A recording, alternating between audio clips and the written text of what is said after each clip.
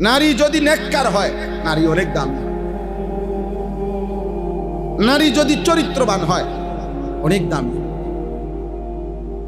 কোন মেয়ে যদি, মহিলা যদি পাক পবিত্র বলা হয়, ইজ্জতের হেফাজত করে, লজ্জাস্থানের হেফাজত করে, দেহের হেফাজত করে, যৌবনের হেফাজত করে, খোদার কসম ওই নারী পবিত্র।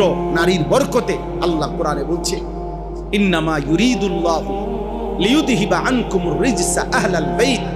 আল্লাহ বলেন, আমি ওয়াদা দিলাম নেককার, চরিত্রবান, পর্দানশীল, নামাজি, ইমানদার নারীর বরকতে তোমাদের পুরুষদের সকলের ঘর আমি পবিত্র করে দেব। ওই ঘর পবিত্র হয় যে ঘরের নারী পবিত্র। বেডি খারাপ, ওই ঘর টাইলসের উপরে দিয়ে যদি আবার আস্তর করেন, কাম হইতে হবে। বেডি অসৎ, বেডি যদি 2 নম্বর হয়,